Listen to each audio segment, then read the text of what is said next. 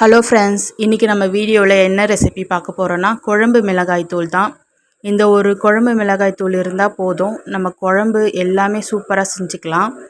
நான்வெஜ்ஜாக இருந்தாலும் வெஜிடேரியனாக இருந்தாலும் எல்லாத்துக்குமே இந்த ஒரு பொடி போட்டால் போதும்.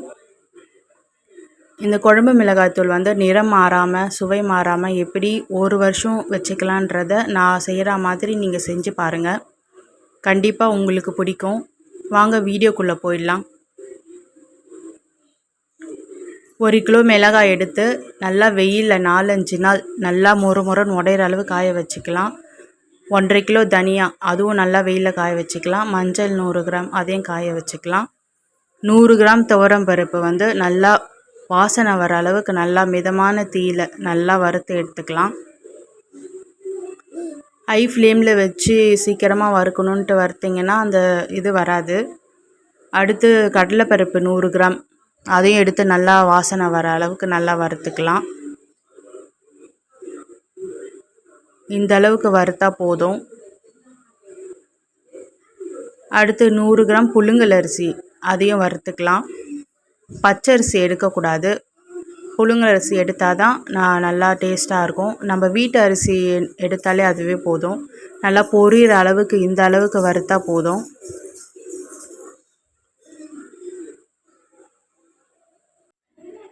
அடுத்து 100 கிராம் மிளகு எடுத்துக்கலாம். மிளகும் நல்லா வாசனை வர அளவுக்கு நல்லா வறுத்துக்கலாம். லோ ஃப்ளேமில் தான் இது எல்லாமே வச்சு வறுக்கணும். ஹை ஃப்ளேமில் வச்சா கருகி போயிடும்.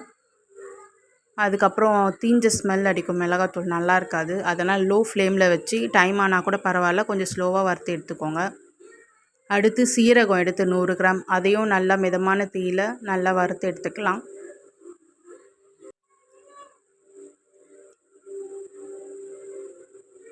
இந்த மாதிரி நல்லா வறுத்து எடுத்துக்கலாம். அடுத்து கடுகு 25 கிராம் எடுத்தால் போதும். அதுவும் நல்லா கடுகு எண்ணெயில் போட்டால் எப்படி பொறுப்புறன்னு சவுண்டு வரும், அந்த அளவுக்கு நல்லா வறுத்து எடுத்தால் போதும். அடுத்து வெந்தயம் எடுத்துக்கலாம். வெந்தயம் 50 கிராம். இந்த அளவுக்கு 50 கிராம் வெந்தயம் போதும், அதிகமாக போட வேண்டாம்.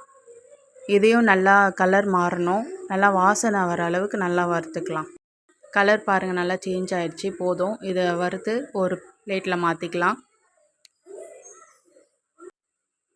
ஒரு சிலர் கட்டி பெருங்காயெல்லாம் போட்டு அரைப்பாங்க. அதெல்லாம் போட்டு அரைச்சோன்னா மிஷின்லேயே தான் ஒட்டிக்கும். அது போட்டு அரைக்கிறது வேஸ்ட்டு தான்.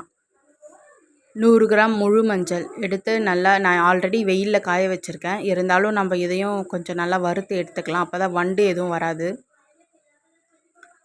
அடுத்து கருவேப்பிலையை நான் வாஷ் பண்ணிவிட்டு நல்லா நிழல்லையே நல்லா 4-5 நாள் நல்லா காய வச்சு எடுத்துருக்கேன். அதையும் நம்ம வறுத்து எடுத்துக்கலாம். நல்லா மொரன்னு சவுண்டு வர அளவுக்கு நல்லா வறுத்து எடுத்துக்கலாம். இந்த மாதிரி வறுக்கும் போது தான் ஒரு வருஷம் ஆனாலும் மிளகாத்தூள் கெட்டு போகாமல் நல்லா அப்படியே ஃப்ரெஷ்ஷாக இருக்கும். எந்த ஒரு பொருளுமே ஈரப்பதம் எதுவுமே இருக்கக்கூடாது. நல்லா காய வச்சு நல்லா வறுத்து அரைக்கணும். இப்போ இது எல்லாத்தையும் வறுத்துட்டு ஒரு தட்டில் போட்டு ஆற வச்சுக்கலாம். ஆற வச்சுட்டு மிஷினில் கொடுத்துட்டு அரைச்சிட்டு வந்துடலாம். மிளகாத்தூள் அரைச்சி எடுத்துகிட்டு வந்தாச்சு. பாருங்கள் எவ்வளோ கலர்ஃபுல்லாக இருக்குது பாருங்கள். 1 கிலோ மிளகாய்க்கு 1.5 கிலோ தனியா. இதே அளவோடு நீங்களும் உங்கள் வீட்டில் செஞ்சு பாருங்கள். இது நம்ம எல்லாத்துக்குமே போட்டுக்கலாம், எல்லா குழம்புக்குமே போட்டுக்கலாம். வெஜ்ஜு, மட்டன் குழம்பு, சிக்கன் குழம்பு, சாம்பார், வத்த குழம்பு, காரக்குழம்பு எல்லாத்துக்குமே யூஸ் பண்ணிக்கலாம். இதை நல்லா ஏர்டைட் கண்டெய்னரில் போட்டு நல்லா க்ளோஸ் பண்ணி வச்சுட்டிங்கன்னா ஒரு வருஷம் ஆனாலும் கெட்டு போகாது. இந்த வீடியோ உங்களுக்கு பிடிச்சிருக்குன்னு நினைக்கிறேன். இந்த வீடியோ பிடிச்சிருந்ததுன்னா மறக்காமல் லைக் பண்ணுங்கள், ஷேர் பண்ணுங்கள், சப்ஸ்கிரைப் பண்ணுங்கள், கமெண்ட் பண்ணுங்கள். பாய் ஃப்ரெண்ட்ஸ், நாளைக்கு இன்னொரு வீடியோவில் பார்க்கலாம்.